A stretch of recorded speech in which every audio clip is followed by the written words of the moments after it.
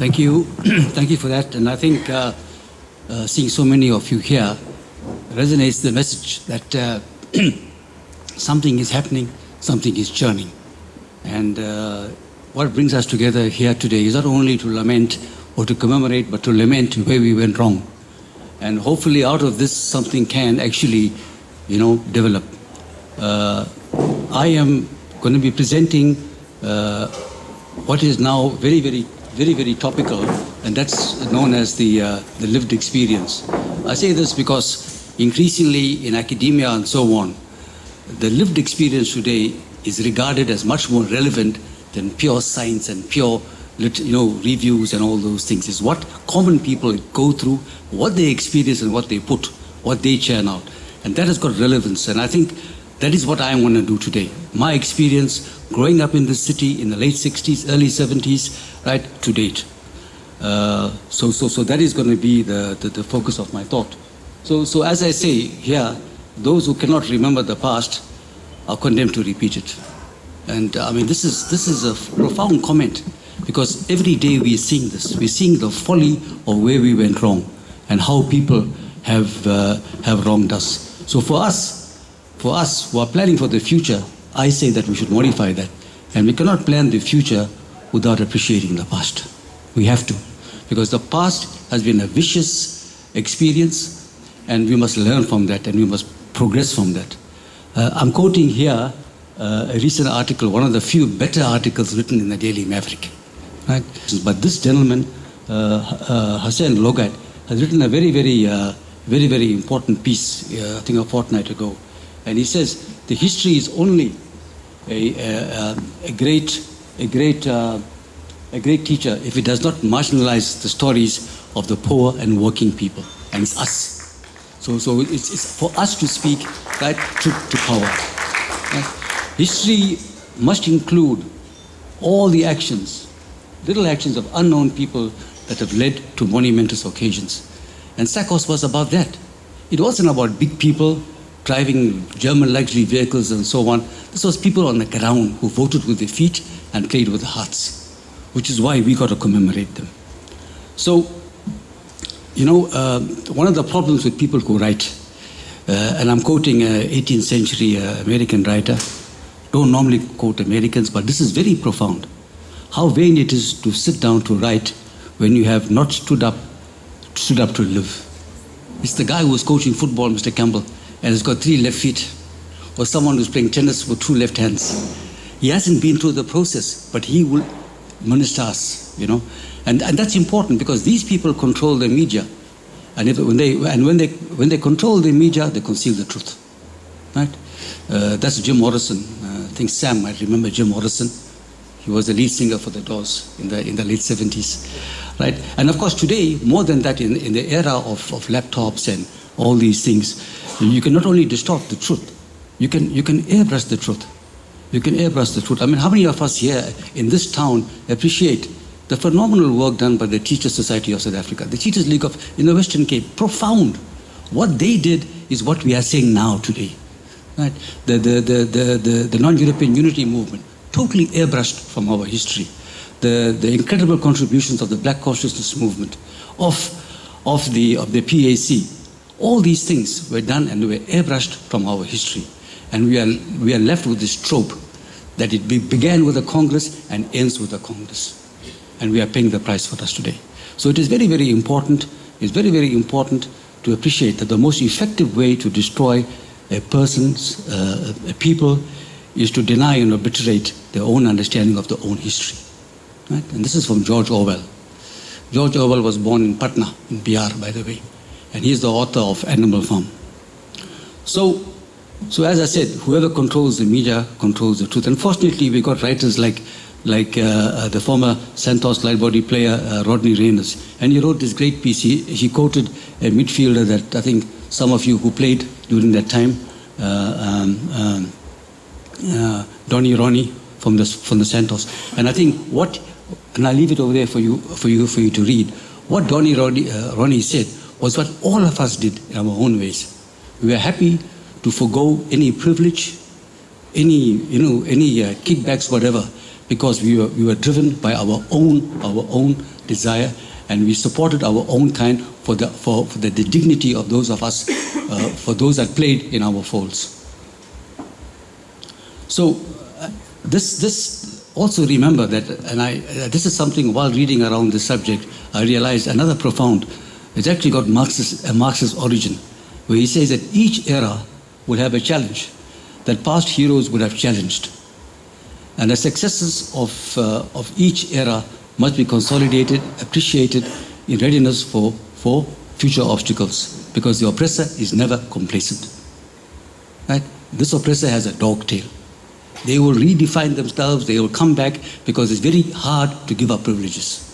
Right? I'll speak about that in a short while. So how many of us remember the coordinating committee of the international recognition for sports? This was formed by Jonas Brutus in 1955. People don't know about this, but this man was probably the first sports activist in the history of sports, Jonas Brutus. And I will speak about him later, because it's important to know this. He tried to push for international recognition way back in the 50s.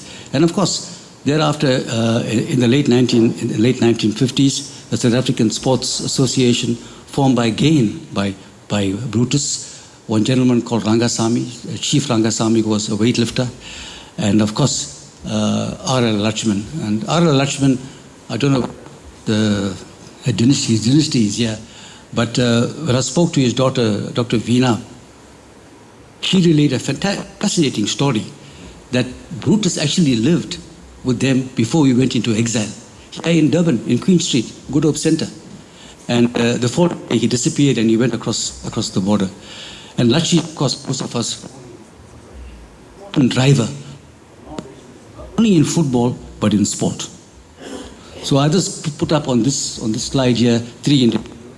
On your extreme left is one, Kumarasamy Gausia, who's also known as Milo Pillay from the Eastern Cape.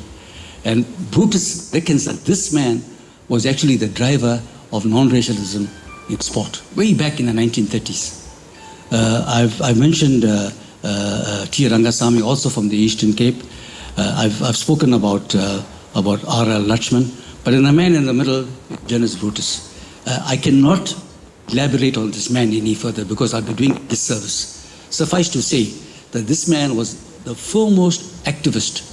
He brought activism in sport, and he saw the role of sport as being a lever, something that this current government denied to accept. This man did that in the 1950s. So I think he was a profound man. I think he was too good for this lot, really. And so we go on to Sand and so on. Time constraints would not allow me to elaborate on that. But again, it was Jonas Brutus. It was George Singh. A word on George Singh. George Singh was a footballer. I'm told he had a left foot cramp, and he played as a defender. But this guy became a lawyer. He was part of the passive resistance. He was there at the beginning of SASA. He was there as part of Sandrock, and he was a founder member and a patron of Sacos. I mean, this man, his life was involved with this whole struggle. Then, of course, we come to the South African Council of Sport, and I think we know in the media we've written a lot about it and so on.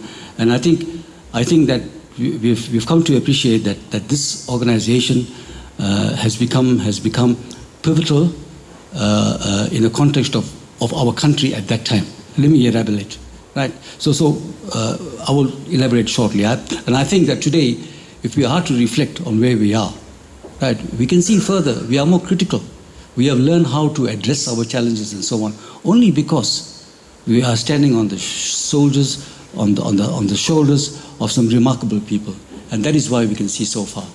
So this whole thing that I've tried to relate to you is this chronology of activism, or sport activism, that culminated in the formation of Sacos, and that activism was blunted by the deception that led to the demise of Sacos, which we will elaborate upon. So the lived experience in the 60s and in the 70s, we have to remember that the political resistance in this country was muted. There was no ANC. These fellows were even afraid to clench the fist in this town. I know. I was here.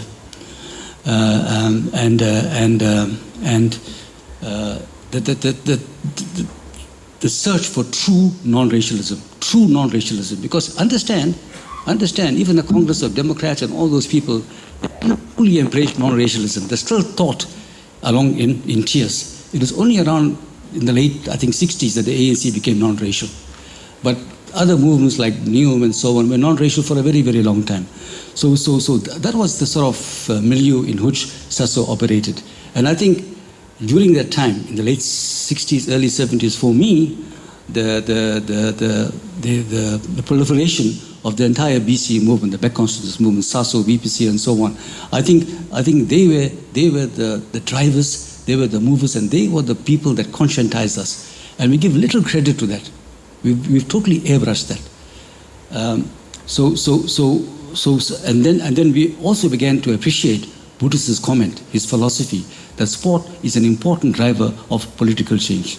So inevitably, Sacos in that millennia, that sort of era, played an important role by filling in this whole banning, this whole oppression, and so on. And it added a new dimension in that it highlighted the role of sport, right, as a vital cog in the liberation struggle. Whites, of course, they loved the sport and so on. And when Sacos started this whole boycott campaign and non-collaboration, it hurt them. It hurt them. So by the mid-80s, Sacos had become recognized nationally, internationally, and it was a fait accompli that they were the liberation movement, right, and the authentic representatives of non-racial sport. This is the 1980s. We'll talk about the NSC and all of that in a short while. But this lot here, they were in the pole position. So, we must now reflect on where we are on. This is a bit of history. This is, I managed to procure of the formation of Sacos. It was actually 4 kilometers away at the Himalaya Hotel. And it was adjourned the next day to Ashover, to the David Landau building. And the minutes are remarkable. This is history. It's loaded with such information. And the remarkable thing is that this is in an era where there was, I think, a Remington typewriter or an Olivetti. There was no word processors. Right? It was grammatical, correct, the lexicon, the flow, right? Sheer class. It's Enampatha, I think. So again, the standard and where Sacos was coming from, it was straight away an intellectual organization. This wasn't a bunch of guys, there was sound judgment, there was intellect, there was a vision, right? And there was, of course, all of this was underpinned by altruism. I asked our guest, Comrade Frank, yesterday, who designed the Sacos logo. We all are familiar with the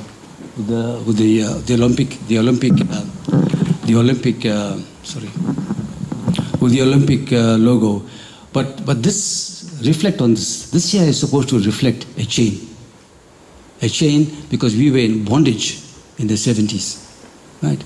And I think it symbolized then oppression. And today I think it reflects and resonates the same oppression today. So this logo, while dominant, while so appropriate, so relevant in the 70s, is applicable 50 years later. And I think the person who designed this, and I'm told it was Mr. Colin Clark, I don't know, but it's a remarkable piece. It has such vision, and it spoke so much to the truth of the time. So Sacos saw the sports struggle as being totally integrated and linked with the struggle of the wider liberation, and of course economic marginalization and so on, and they put to paper, to thoughts, and into the elocution that politics affected and controlled every aspect of our lives, and that sport is an integral part of our life, our rights for human dignity, and yet it was controlled and it was actually decimated by the apartheid policies. So this was the challenge that Sacos put up, and its very existence and was derived from this sort of social challenge. And as I said, it soon became the spokespersons or the speakers to our entire marginalization and oppression in a wider social circumstance.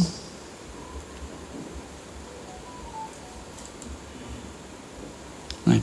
So the core principles of Sacos, I think, non-collaboration. And remember, I went through the series of things from Brutus's first things to the Sasa, to the Saspo and all of that.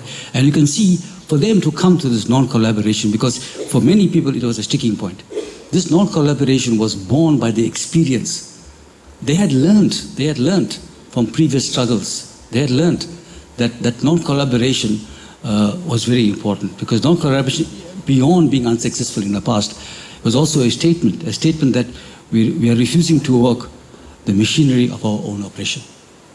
So that non-collaboration was very, very important. Boycott as a strategy as well was undertaken to enforce this non-collaboration, and also to stymie any endeavors that the apartheid regime was actually putting on.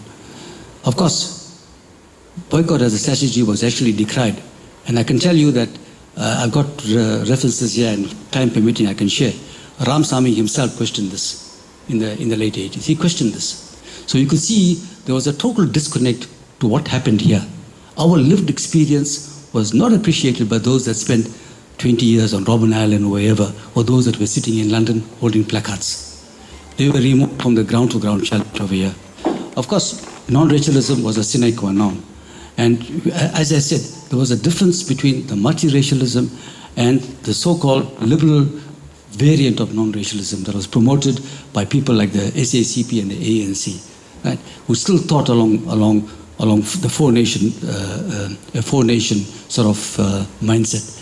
And I will also relay, that we actually moved from non-racism to anti-racism, because there is a difference, a very, very profound difference. And of course, no political alignment, which was a sticking point, because years later, these people in NSC would say that, you were in the UDF and joined the ANC. And I think that was the demise of whatever they achieved.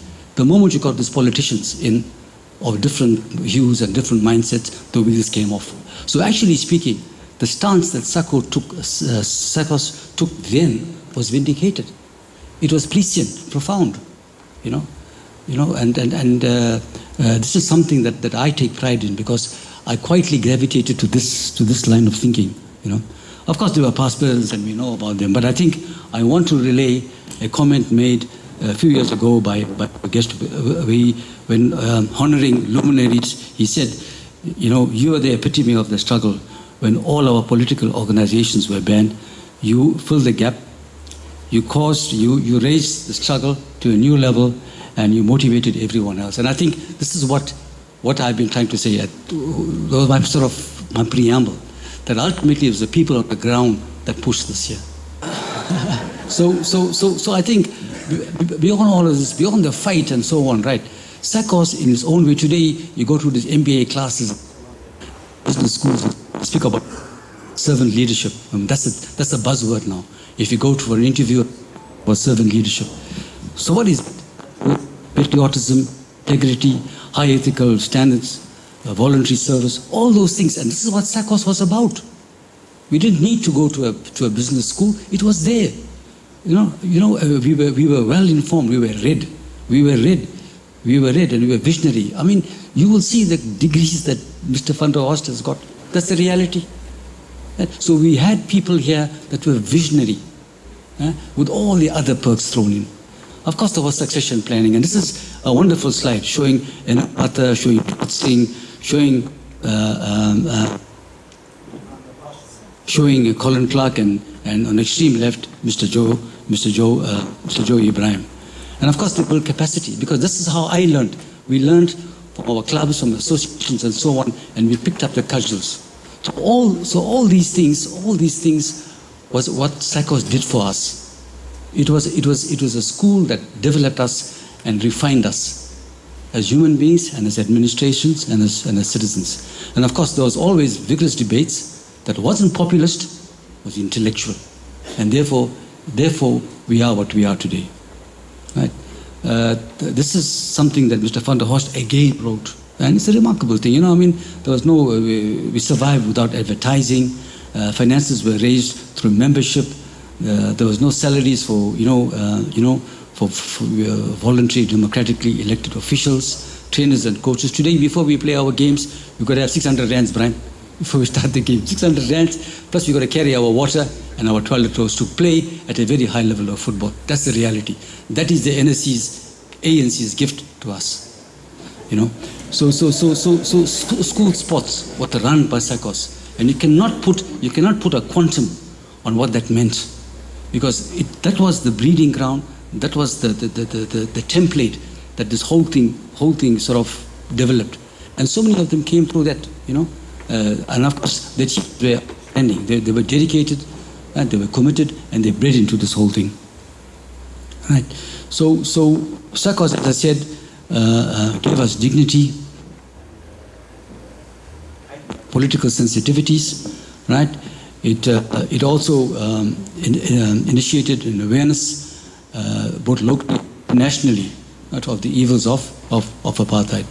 And of course, increasingly, we began to realize, as the white people started throwing perks and all those little things, that you left the lily white fields and you went out into the society. And although Hassan Hawa, revere the man, is sort of bracketed with this comment, it's actually attributed to Abel Jordan from the Western Province cricket team, and the reference is from Frank van der Horst. So Sacos' influence grew beyond the membership to approximate almost 2 million, and it created close grassroots support with communities and trade unions and universities and so on. And for that reason, it became rightfully the vanguard of the struggle. Right? In addition to being the sports wing, it became the vanguard. There's a subtle difference, right? And the vanguard means it's actually the arrowhead of what happened here. I want to know. I see marches over here and so on. But this organization nurtured us. Mr. Govindsamy Pubi mentioned about this quote about the dignity that we attained on the football field. That's from Albert Camus. He's a French Algerian.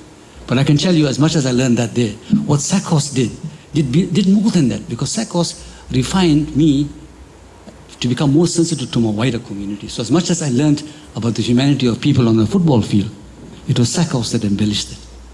And I took it everywhere in my life.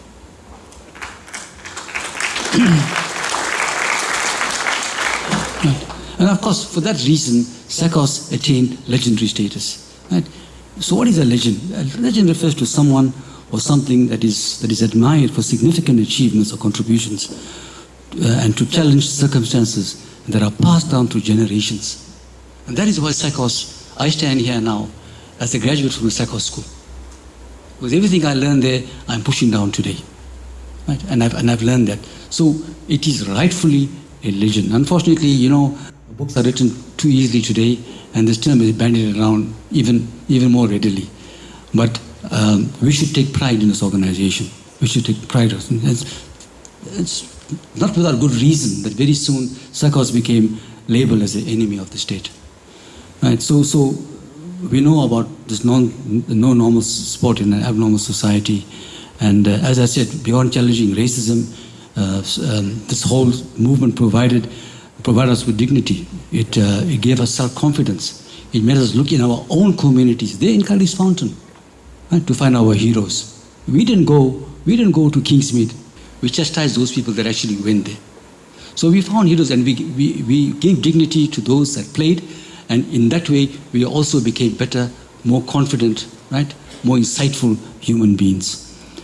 Because we became sensitive to the legacies of socioeconomic inequities. A few years ago, I was asked to comment on why there aren't enough, demographically representation as surgeons in the province. And I reflected, and I have a slide where I have a picture of Hassan Hawa and that famous comment. And I told them there can be no normal academia in an abnormal society.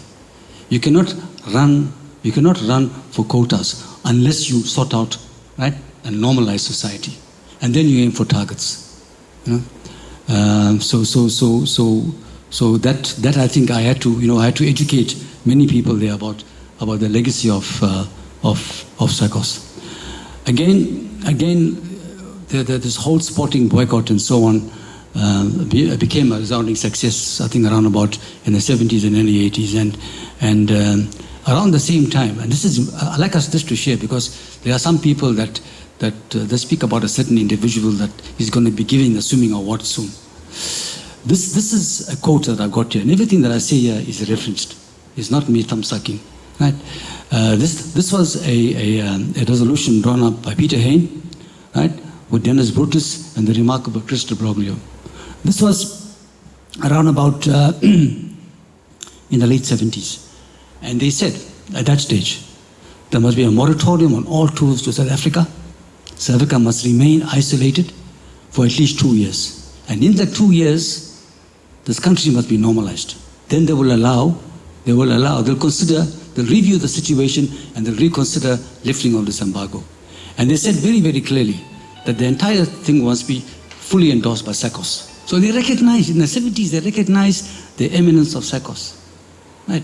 And you can see in this year, right, the go-to people by the British Labour Party was Brutus from the Sandrock, de Broglio, right, Peter Hain, right, and of course in this country, Sacos, no one else. So where these other individuals came and being parachuted remains for me a very, very, it's an important question, which I wouldn't like sort of ventilating here, because I think the wheels of justice will grind slowly, but they're grinding fine. And I think they are getting the uppance very, very widely these days.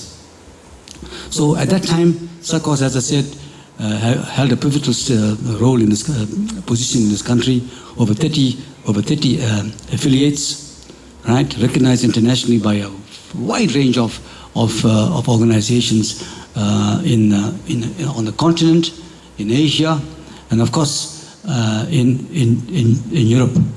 And at that stage, Sacos was the sort of the go-to people in the context of sports struggle over here. So what happened? In the late 80s, there was this whole breakdown of communism, the Berlin Wall, what is widely called an era of glasnost. And on the apartheid South Africa, there were several pressures. There was economic. They took strain for the excesses of apartheid. The sanctions started biting them. They couldn't handle the sports boycott. And of course, around the same time, there was the Peter Hain Stop the 70s tour, and all of that had quite a devastating impact on the white people here.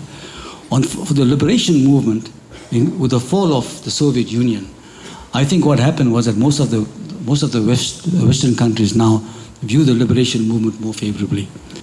Of course, in South Africa, there was this the re-emergence of the ANC. There was a growth of the UDF only in 1983, right? And of course, the NSC a few years later. And I think that you have to appreciate that the NSC was only there for a couple of years, and Sacos before had evolved over 31 years of evolution. Because as I said, Sacos may have been the pinnacle of the thing, but there was a proud legacy.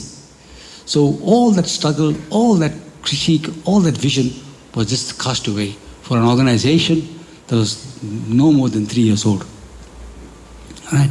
So at the same time, I think we have to remember this country, right, has a history of not sharing, of looting, of pillaging, and of looting our resources. There was, of course, legislated racism, and it was all underpinned by this notion of racial superiority. With that as a background, and with this whole struggle in the 80s globally, remember that history is a long and tragic story of the fact that privileged groups seldom give up their privileges voluntarily. Martin Luther King, it was so appropriate. These whites weren't going to give up, and increasingly they had sneaky designs, they had manipulations undertaken by white people to bring in people, to encourage this whole concept of compromise and buy-in. This, I think, today we say white monopoly capital, but this was the white monopoly capital of that time. Right? This whole thing has been described as a coloniality of sport by a Peruvian scientist, where he said that colonization is never dead. It always lives, and they always adapt, because privileges are very difficult to actually give up. So in the context of this, and given the fact that the boycott was so effective, there was spot washing by the empire, by the apartheid state. Now remember, today we speak about spot washing. Many countries in the Middle East, they do this very lucrative golfing, tennis, things are played in the Middle East, right? And it's done to sort of sanitize evils and things in society. South Africa had lots of money, and their thrust was to convince the world about the positive change that was happening in the country, and they threw money. They had paid journalists, right? They appointed an Alo as a sports ambassador to sell this notion, and they just went on this drive. They encouraged rebel tours, so-called blood money, for example, in cricket. And of course, we had in-house challenges. And the in-house challenges was because our struggle was not a straight struggle. It was always a problem of people that learn out. There were many amongst us in our community who were duplicit. They were Trojan horses, right? And in this province, Sacos behaved deplorably, right? And there were many Judases around here, and many were rewarded handsomely for their dodgy affiliations and the betrayals. And they still benefit today. And so when you see corruption being rewarded and honesty becoming a self-sacrifice, you may know that your society is doomed. Which is why we are so enthused now by this spirit that I can see that's slowly evolving, and maybe we were the challenge. Right? Again, from the Sacos minute, I'm not going to read it because it doesn't project very, very well. But here, Mr. Dudley, who was the president of the non-unity movement, made it very, very clear on the way that, for example, the British government worked towards bribing and throwing money to derail the efforts of Sacos. And he made some extremely profound predictions. And I'll share this slide with you later because time doesn't allow elaboration.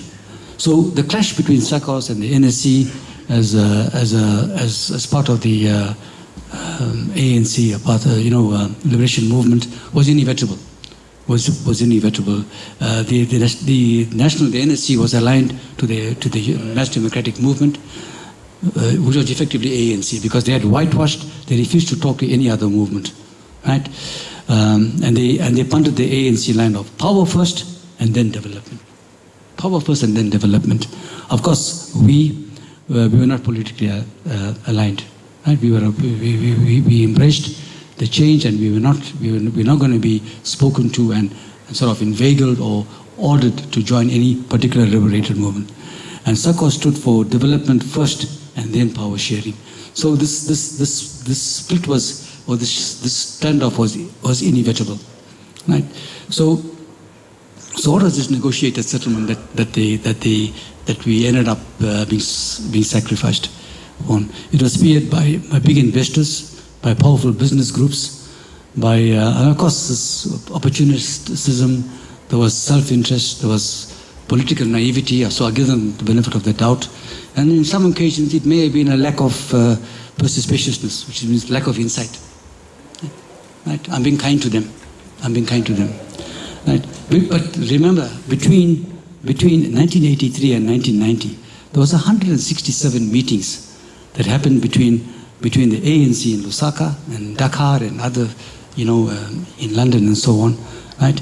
And they met all these people. They met Anglo-American, they met the then Progressive Party, they met Afrikaner Bourbon, all this, even USAS. And when you meet people, when you interchange with Tony Bloom, with Gavin Riley, these are big people. This today you describe them as being the Stellenbosch mafia, white monopoly capital, and you were talking to people like with due respects. They knew what they wanted, right? They threw money, right, and they thoroughly mesmerized these people. Remember as well that George Soros was also part of this, and they met him at a hotel. And I'm not saying this. This is referenced. This is their reference from their organs, not South African History Online. So you can see, right? They were taken, right? They were taken. They were smooth talked and they capitulated, right? So in summary, remember this whole negotiating thing was driven by big business people. There was entrapments. There was political naivety. There was collaborators and opportunists. There were changes globally, the Glasgow phenomenon, and of course in this country there was this movement, the mass democratic movement, and the NSC, and that sort of pushed for the settlement. On the counter side, right? We saw that we could not ally ourselves with any political movement, that we needed change before we yielded to any sort of negotiation, right? That there had to be a redress of the historical excesses of apartheid before there was any return to international sport, right? And again, this de Klerk was given the Nobel Prize, but he said there's no place for political activists in sport, and he said that as late as 1979, and yet within a decade, right, they were cozying up to one another. So you could see that Sacos felt the brunt, right, of what they were up to. Right. This whole thing about the African, the African, Inoka, that's the Gangas group, the African Olympic movement were very much with Sacos, right, in 1987, and they accepted the entire Sacos stance. But within a matter of a few years, there was a volte-face, there was an about change. There was an about change. The South African people here, they pushed for some dodgy organizations. Initially, Sacos was not part of the initial sort of negotiation process. And finally, they were one of five groups, the all-white group and other nondescript groups. So clearly, the word that they use is gerrymandering. It was manipulation, right? So this Ganga fellow said that they will, the moment the apartheid laws are lifted, South Africa will be allowed to participate in international activities. And so, literally in June 1991, in July, with the repeal of the Population Registration Acts, right? In July, a month later, the IOC lifted the sanctions against South Africa. 1 month, right? And of course, one of the saddest things was that a country that steadfastly put boycott and sanctions against South Africa accepted the cricket team led by Clipper Wessels, Australian, South African, and a team managed by Ali Bakar, an arch, promoter of mercenary cricket. Of course, I read that within a decade of this, the same Ganga was expelled from the IOC for corruption, for money laundering and so on. So, as I said, the bottom line, Sacos believed that the order of the events should have been reversed. The Sacos stood for unity in sport before the lifting of the moratorium. I found this comment, and I tried to read about this lady, and Miss Isobel Joseph from I think the softball society in the Western Cape, and I think it's one of the most profound comments. For me, it approximates the relevance of no-normal sport in animal society, where she said the unfortunate trend of the populist movement is that it rushes ahead in a maelstrom without a very strong political base, and in doing so sweeps things and destroys every bit of discipline structure. This she said I think it's from the minutes in 1985, but I think on reflection it's such a profound comment, because it speaks to where we are today. And I think that this comment made by Dr. Basil Brown, who's still active, the ANC and his allies, used sport as a bargaining chip in the negotiated political settlement, and that by doing so, they set in process that was to result in the effective destruction of non-racial sport, and in general of Sacos in particular. So we were sold on the altar of opportunism. So basically this whole agenda, right? It was supposed to be at dawn, where we know today the sun never rose. There were all these lofty ideas and so on, totally insensitive to ground reality. Totally. This is their document. This is the document that I lifted from one of their pages, and you can see where we are today. Right? 33 years later, redress is barely evident. Redistribution of resources is awaited, and reconstruction is barely evident. Right? White monopoly capital has been sanitized. They co-opted people there, and it's been sabotaged. The votaries and the beneficiaries of apartheid continue to thrive, and the legacy of the negotiated settlement, remains there. The historically marginalized, the subalterns, the other people continue to be marginalized, possibly today more than ever before. Right? We spoke for equality initially, right, in the 60s and 70s, right? The quality of being fair and impartial. And this is where we were going. This was the trajectory that I spoke about, the trajectory of sport transformation, from equality to equity to anti-racism, right? Which would saw the acquisition of social, economic, and political power, and that equity, anti-racism afforded a meaningful solution, right? Because anti-racism redressed all of the inequities, redistribution of all resources, and societal reconstruction. And this was the essence of where Sacos was actually going. The resources of inequity would have been removed.